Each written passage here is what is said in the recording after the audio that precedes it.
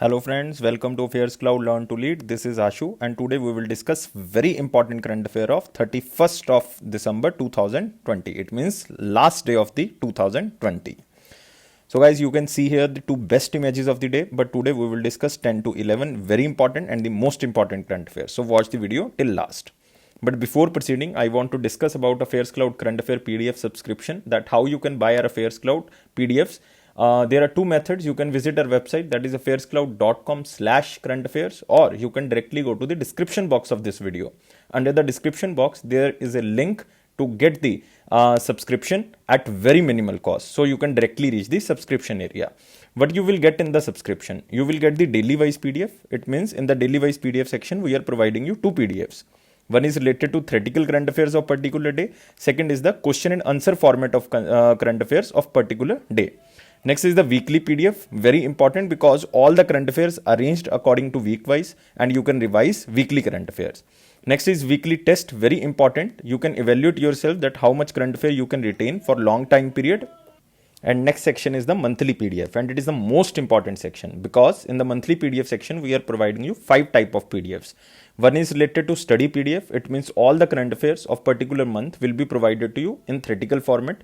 Next, question and answer PDF. It means all the theoretical current affairs will be provided to you in the form of question and answer so that you can retain and revise current affair very easily. Next, pocket PDF, as the name suggests, it is very useful before your exam because you can revise the current affair very quickly by this PDF. Next is banking, finance and economy PDF. As the name suggests, it is very important for those aspirants who are preparing for any type of banking exam like SBI, RBI, IBPS, any insurance exam. This PDF is very useful. And guys, last is the top 100. Top 100 current affairs of particular month will be provided to you in the form of question and answer. Again, because it is very easy to revise the current affair in the format of the question and answer. So guys, these all things comes under very minimal cost. You can subscribe this at very minimal cost, and if you visit the website or you go to the description box link, you will definitely surprised to see the price. And on that minimal price, we are providing you 10% extra discount. If you use this code ASH10, ASH10, then you will get definitely 10% extra discount. So let's start today's video, that is the 31st of December 2020, and here is our first section, that is known as the most important question section. And the first question is, which country officially inducted the Kilo class INS Sindhuveer? So the main keyword is INS Sindhuveer into its navy. It means I am talking about any foreign country that inducted Indian Navy INS Sindhuveer. So mark under the very important or the most important question. The most important keyword here is the INS Sindhuveer. And you can match answer with me. You can pause the video before my answer and you can match after that.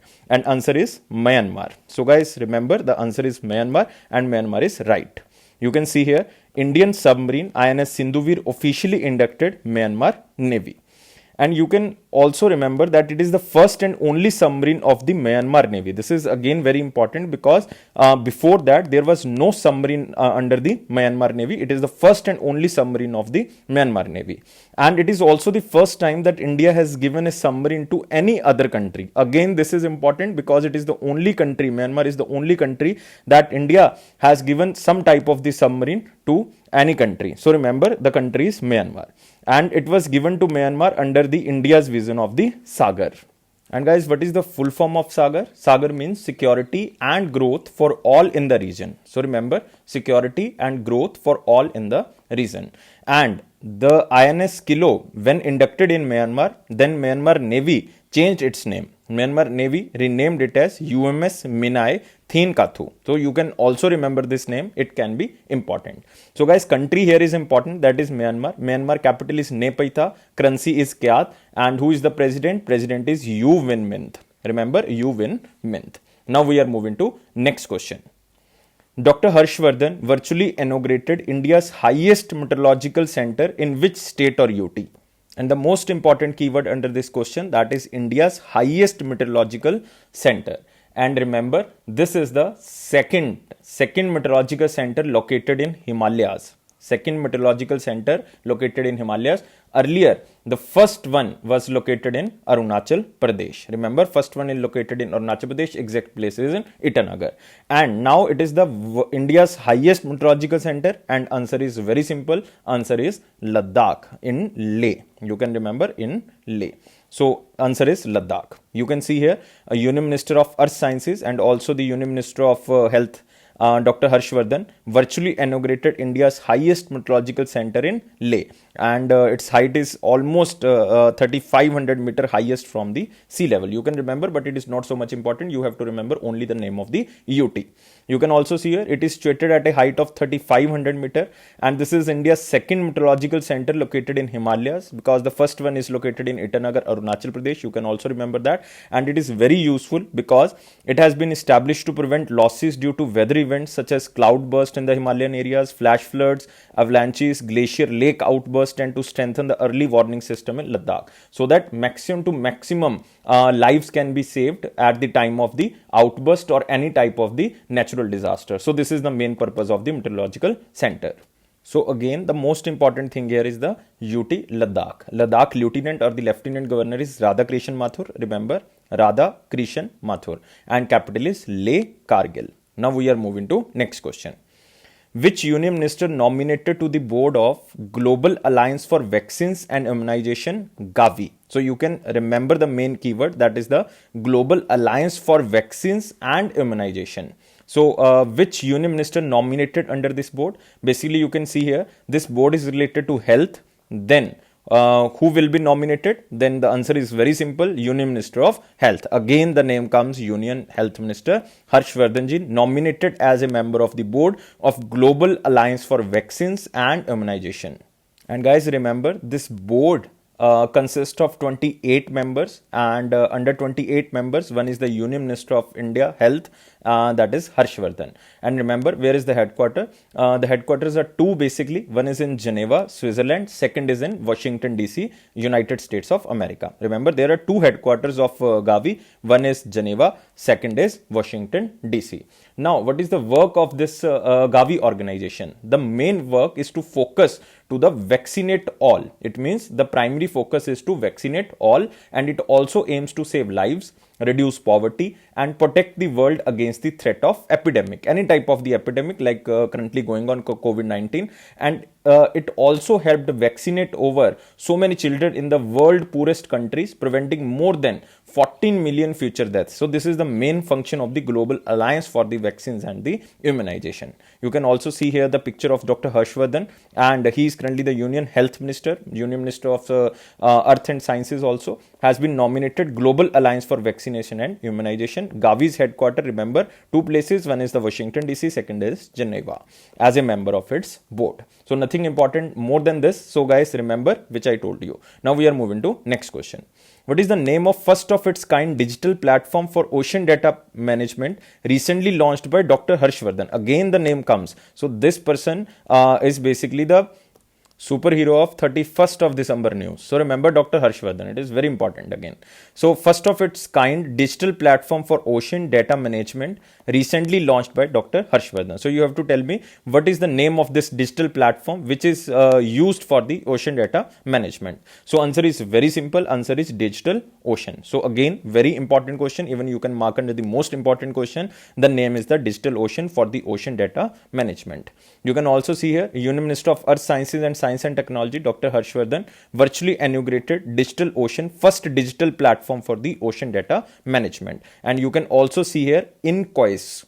So this means Indian National Center for Ocean Information Services. I am repeating again, Indian National Center for Ocean Information Services. So remember this, and this is the Ocean Information Services. It is related to Ocean Information Services. And where is the headquarter of this INCOIS? Headquarter is in Hyderabad, Telangana. Remember this also. So you can also see here Dr. Harshvardhan virtually launched this type of the platform known as the Digital Ocean platform, and it is the portal name is this, and it is the first of its kind digital platform for the ocean data management. And this is very useful guys, because for any type of the ocean study, for any type of the research institutions, operational agencies, strategic users, academic community, they can use this type of the digital platform so that they can enhance their research, and Indian government also can store data from the any type of the ocean, like you can say the Bay of Bengal and Arabian Sea, which we are exploring currently, and the other data can be replaced by this type of the new data, and it is a single platform for any type of the ocean data. This is again important, and new techniques will be used under this data visualization, like 3D, 4D, 5D. New techniques will be used. So remember, who is the Union Minister of Earth and Sciences? Again, Dr. Harshvardhan. And where is the headquarter of INCOIS, Indian National Center for Ocean Information Services? That is in Hyderabad, Telangana. Remember this. Now we are moving to next question. India's first ethanol plant under PPP model will be set up in which state? Again, most important question, because government is currently focusing on the ethanol based plant, and it will be the India's first ethanol plant under PPP model will be set up in which state? So you have to tell me the name of the state. And PPP stands for the public private partnership, and answer is very simple. Answer is Chhattisgarh. So mark the Chhattisgarh answer right, and very important state, guys, because there is a sugar mill which is starting this type of the structure, that is the ethanol plant. You can also see here the Chhattisgarh government signed MOU, the country's first ethanol plant to set up under the private public partnership model. You can also see here, this is a private firm that is known as the Borkhamdeo Shakari Shakkar Utpadak Karkhana Maryadit. And don't remember this name. A sugar mill signed MOU with NKG Biofuel Limited to set up India's first ethanol plant under public-private partnership in the Kabir Dham or the Kawarda in Chhattisgarh. You can remember exact place if you belongs to Chhattisgarh. That is exact place is Kabir Dham. The agreement is valid for only for 30 years. Remember, this agreement is for 30 years.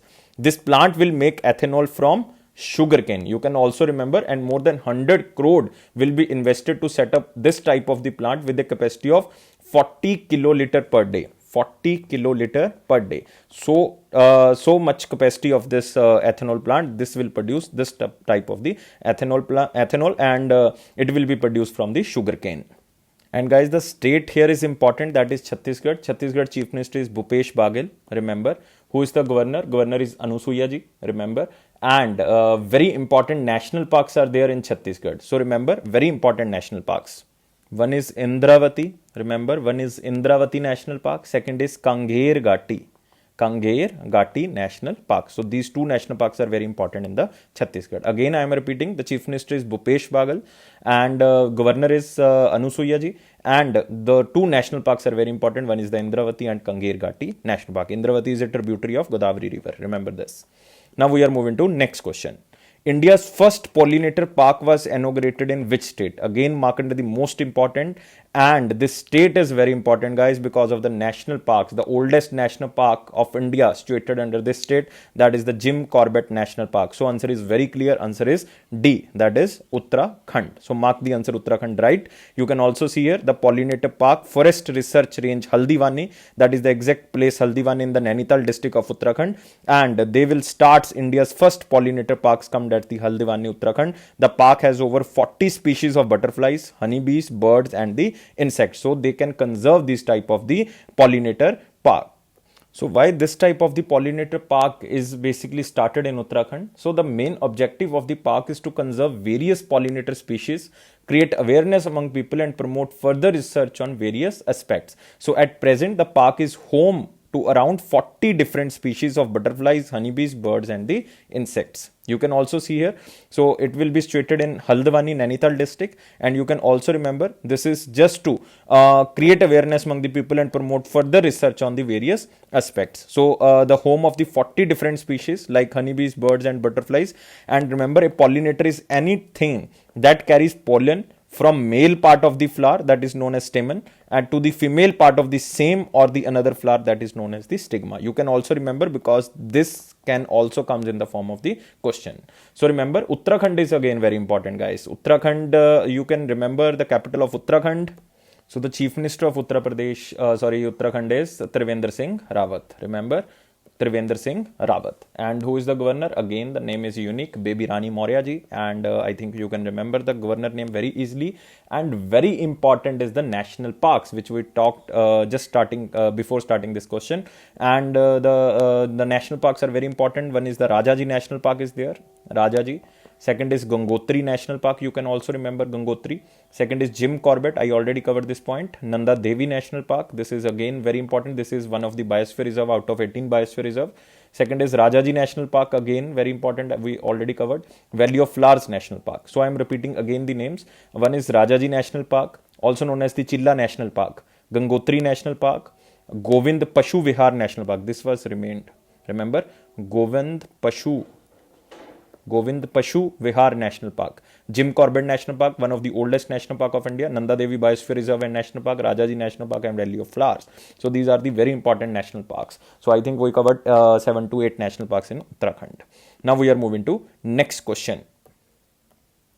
You can also remember the first India's moss garden was also inaugurated in Uttarakhand, that is in Nainital district. So remember, it is just a water conservation area, and remember first moss garden of India that was also inaugurated in Uttarakhand. Now we are moving to next question. And which bank topped in accordance with the Banking, Financial Services and Insurance Movers and Shakers 2020 report? It means you can remember in simple words that according to BFSI Movers and Shakers 2020 report, which bank topped in the banking sector. They also released about the wallets payment, NBFC's list, but we are talking about the banking list. And which bank topped? And answer is again very simple. Answer is HDFC on the first list. You can also remember HDFC rank is first, ICICI rank is second, and SBI is on the third. So these are very important banks of India. Remember, HDFC, ICICI and SBI, top 3 banks 2020 according to the BFSI Movers and Shakers 2020 report. You can also see here these 3 banks under the top, and this report is released by Viziki, states about the top 100 banks of India. Like on the 4th there is a Yes Bank, don't remember, but there is a 4 and other banks also, because total list is consist of the 100 banks. Among wallets, Google Pay has emerged as the number 1, followed by the Phone Pay, because you know Google Pay and Phone Pay combinedly 80% UPI transactions in India. 80% UPI transactions in India. And in the neobanks, SBI YONO emerged as the number 1, followed by the Neobank and the Kotak 811 at the second and the third rank. Remember, in the neobanks, which are operating only on the online platform, that is SBI YONO. And in the NBFC sector, there is a Dewan Housing Financial Corporation Limited, which grabbed the top spot. So I am repeating again the top spots only. In the bank category, it is at HDFC, and in the wallets category, it is Google Pay. In the neobanks, it is SBI YONO, and in the NBFC sector, it is Dewan Housing Finance Corporation Limited. And who released this report? This report is released by the Viziki. This is basically Gurugram based company or the Haryana based company. Now we are moving to next section, that is the very important question section. Here is our first question. Common Service Centers partner with which institute to set up design and innovation lab named Divine Lab? This is the main keyword for village level entrepreneurs. It means to strengthen the village level entrepreneurship, the Common Service Center of E-Governance India tied up with the one IIT, and you have to tell me the name of this IIT. And very simple question, very important question, and answer is IIT Delhi. You have to pause the video before my answer so that you can match the answer with me and you can check that you are right or wrong. So answer is IIT Delhi. You can also see here that Common Service Centers partners with the IIT Delhi so that the innovation lab in the rural areas like design and innovation in the village level entrepreneurs, indigenous network ecosystem can be established. So you can also see here this Divine Lab which will work on the new products and services for the village level entrepreneurs. So they tied up with the IIT Delhi students with access to the network of CSC and identify problems in the rural India. You all know this is a Common Service Center. This is to strengthen the e-governance facility, and they will provide IIT Delhi students all the tools of the CSC so that they can identify the problems of the rural area. And it is to enable connection between the young talents of the nations with the village level entrepreneurs to create solutions of the rural problem using design and technology. It means the young students of IIT Delhi can recognize their problems and can solve their problems with the new type of the technology. So remember, this is again very important. This is IIT Delhi and this is the Common Service Center to strengthen the e-governance. And guys, one thing you can remember more under this question, that these Common Service Centers works under Ministry of Electronics and Information Technology. Remember this. And who is the currently Union Minister of Electronics and Information Technology? That is Ravi Shankar Prasad. And Minister of State is Sanjay Dhotre. And these Common Service Centers headquarters in New Delhi. And who is the CEO of this Common Service Centers? Dinesh Tyagi. Remember the name, Dinesh Tyagi. Now we are moving to next question. Who developed India's first indigenous ruthenium 106 plaque to treat eye cancer? Again, this is very important because it is India's first indigenous ruthenium 106 plaque to treat eye cancer.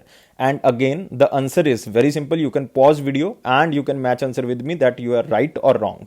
And guys, answer is C. If you are basically marking answer C, then answer C is very much right. BARC, that is Baba Atomic Research Center. And where is the headquarters of Baba Atomic Research Center? That is in Trombay in Maharashtra, or you can say in Mumbai. So answer is BARC. You can also see here, this is basically a plaque of the ruthenium 106, Ru106, and it is useful to treat the eye cancer of ocular tumors. You can also see here, it involves placing a radioactive source like ruthenium 106 in contact with the surface of the eyeball for cancer therapy. It means this ruthenium 106, it looks like a eyeball and it will be placed above eyeball and it can be reacted under this category. And while reacting, it can be used again and again. It means one plaque can treat about 50 patients and it is usable. Usable life is 1 year. It means it can treat about 50 patients. One plaque can treat 50 patients and it can be used for 1 year. Ru106 is recovered from radioactive waste and has a simple and slim design. So it is very useful for the eye cancer. Remember, this is a first indigenous ruthenium 106 category. And who is the director of BARC? Director of BARC is A.K. Mohanty ji. A.K. Mohanty. And remember, what is the old name? What is the old name of the BARC? You have to remember the old name is AEET. It means the name was Atomic Energy Establishment. Atomic Energy Establishment Trombay, because it was established in Trombay in 1954. But after the death of Homi Bhabha, that in 1966, it was renamed after his name, that is Baba Atomic Research Center. But the place is same, that is in Trombay, Maharashtra. So remember. Now we are moving to next question. Which bank collaborates with Salesforce to build next generation tech platform for the retail banking? Again, very important question, especially for those students who are preparing for the banking exam. Which bank collaborates with the Salesforce to build next generation tech platform for the retail banking? It means the most important keyword here is the retail banking, and for the retail banking they are providing some technological platform. And this bank is again very important. Bank is Yes Bank. So mark the answer D right. You can also see here, Yes Bank collaborates with the Salesforce to accelerate retail growth. You can also see here, Yes Bank collaborated with Salesforce to build a next generation technology platform for the retail lending business. And you have to remember that Yes Bank is among the first banks in India to partner with Salesforce for loan origination and processing. For loan origination and processing. It will strengthen the ability of the bank to process high volumes of loan application through enhanced automation, which is used by the Salesforce, and progressive API integration. Again, very important guys, you have to remember this, that Salesforce will help Yes Bank for the automation of the sale, or you can say the loan origination and processing. So this is again very important. You can mark the Yes Bank under the important category, because where is the headquarter of Yes Bank? Yes Bank headquarter is in Mumbai. And what is the tagline? Experience our expertise. And who is the managing director and CEO? Managing director is Prashant Kumar. Remember, who is the managing director? Prashant Kumar. Now we are moving to next question. Former Indian player of which game, Nikhil Nandi, an Olympian, passed away? So you have to remember the name of the player, that is Nikhil Nandi ji, and he was belong to which game? He was belong to football. So remember, recently Dharam Lingam also passed away and he was also belong to football game. Remember, the game belonged to Nikhil Nandi is football. This is the again one of the important, because so many players died this year, like in 2020, but maximum players belongs to football. So remember the name of the player, that is Nikhil Nandi. Also remember, Diego Maradona also belongs to football, and he belongs to which country? Argentina.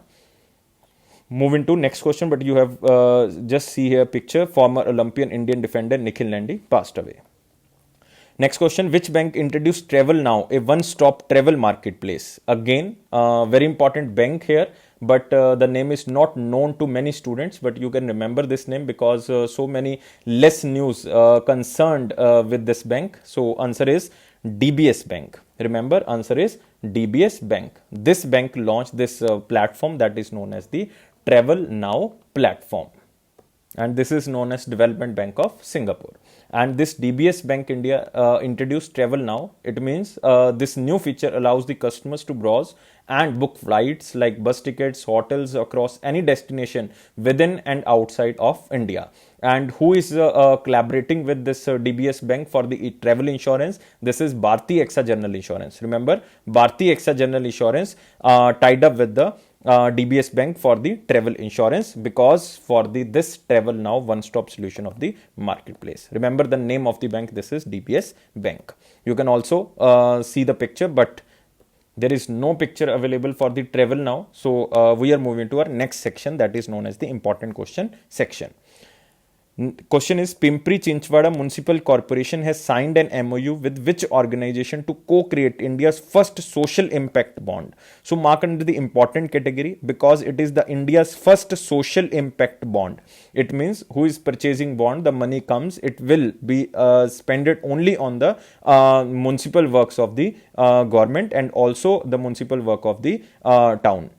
And this time it is the Pimpri Chinchwad Municipal Corporation. It belongs to Pune, Maharashtra. And answer is, guys, UNDP, United Nations Development Program. You can also see here UNDP India co-create India's first social impact bond with the help of the Pimpri Chinchwad Municipal Corporation.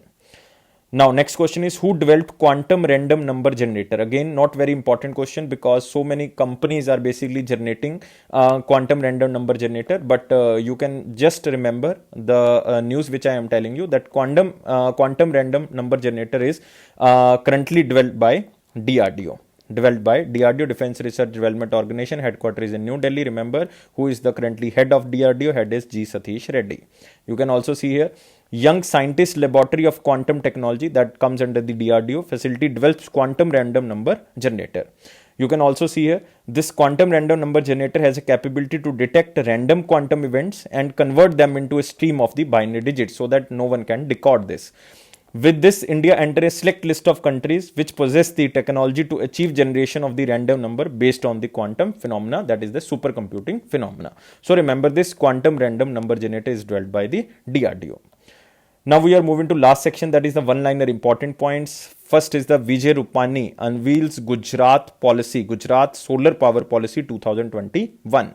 And guys, what is the timeline of this solar policy? That is 2021 to 2025. This is the timeline of the solar policy of 2021 of Gujarat, that Chief Minister is Vijay Rupani. So any individual or industry can produce solar power in their premises as per their requirement. There will be no cap of the capacity of the solar power production. It means there will be no limit to generate the solar power production as an individual or as a industry. And consumer can also lease their roof or premises to a third party for generation and consumption of power on the same premises. It means if your neighbor has some solar power, then they can basically give you some solar power, and you can also lend some solar power to other areas, but they belong to same premises. So any individual can set up solar projects up to 4 megawatt and supply entire power to DISCOMs, that is the distribution companies. It means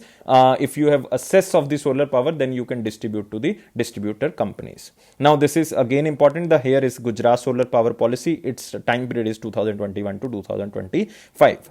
Next is Dharmendra Pradhan, our petroleum minister, inaugurates India's first remote monitoring system of gas turbines. And it is launched by Indian Oil Corporation Limited. Remember, it is IOCL who launched this India's first remote monitoring and operation center for tracking of refinery gas turbines across all its refineries in Hyderabad, Telangana. So remember, the main center is Hyderabad, Telangana, and the project is implemented by the BHEL. Project is implemented by Bharat Heavyweight Electrical Limited. So remember, it is just to enhance the operation reliability, productivity and environmental sustainability of the refinery. You can check by this online system. So most important thing here is the Dharmendra Pradhan, and also remember BHEL, Bharat Heavyweight Electrical Limited. Next is Tata Sons acquired further 32.67% stake in the AirAsia India from AAIL for USD 37.66 million. So in simple word, you can say this Tata Sons acquired some more stakes in the AirAsia. Already Tata Sons have some stake in the AirAsia, that is almost about 51%, but now they just got the total 83.67%. So remember, total now they got the 83.76%, and it is Tata Sons. Remember this. And this AAIL stands for AirAsia Investment Limited. So total share of Tata Sons in the AirAsia now 83.67%. Now we are moving to next question. DST constitutes committee chaired by Professor Shantanu Chaudhary for conservation of Indian heritage using futuristic technology. It means we have to conserve our Indian heritage by the new technology, and a new committee set up for this. The new committee chaired by the Professor Shantanu Chaudhary. Just remember the name, Professor Shantanu Chaudhary. Next, businessman with monthly turnover of rupees 50 lakh to pay at least 1% GST liability in cash. So remember, just this is just an amendment in the GST that if you have a turnover over rupees 50 lakh, then you have to pay a monthly at least 1% GST in the cash. So maintaining 4% inflation appropriate for the India. This is by RBI paper, and it is very important because inflation is very good for economy, but it should be regulated. It means if there is inflation, then you can predict that there is also a growth, because with the growth your purchasing power parity will be more, and if you have purchasing power parity more, then it means you can buy more things from the market. It means the inflation automatically go up. So maintaining 4% inflation is appropriate for India now. This is by the RBI. So these are the one-liner important points. So now we are moving to the 30th December answer, and which was the question? Question was, where is Pompeii Archaeological Park, one of the UNESCO World Heritage Sites, located? So answer is very simple. Answer is Italy. And many students, even most of the students are right, and I read all the comments and all the students are right except 2 or 3 students. So very good guys, I'm proud of you. Now we are moving to the question of the day. Here is the question of the day. Which is India's first city to have fulfilled 100% of its energy needs during the day with the solar energy? It means the city needs and the daily life needs 100% of its energy needs during the day with solar energy. They are using the solar energy throughout the not the full day, but during the daytime. And you have to answer only in the comment box. But today there is not only one question, there are 2 questions. Second question is, who received the Stefan Edberg Sportsmanship Award in 2020 ATP Award? So you have to answer this also. So it means there are 2 questions. One is the name of the city who fulfilled 100% of its energy need during the day with solar energy. Second is the Stefan Edberg Sportsmanship Award 2020, and it is ATP Award. So guys, I am requesting you, please answer only in the comment box, because I want to evaluate you students that how many students are giving answer on the daily basis. So in the 2 or 3 days, I will basically show the name of the students who are giving the best answers. So guys, this is all for today. If you like this video, please subscribe our channel. Please press the bell button so that you can receive the notification on time, and only requesting you that you have to provide 700 plus likes. If you are giving 700 plus likes, it means you can receive the more videos on the different contents, and it is Affairs Cloud promise that it will boost your confidence in the general awareness section definitely. And guys, it is my personal promise that if you are watching the videos regularly and if you are reading the PDFs daily, then your current affairs section will definitely go strong, because 90% questions in your exams are covered by the Affairs Cloud. Thank you guys for watching this video. Always take care of yourself. Always be happy, because happiness is the key of success. And take care. Goodbye. Don't take life so much serious. You will definitely clear exam this year. Thank you guys. Take care. Happy New Year.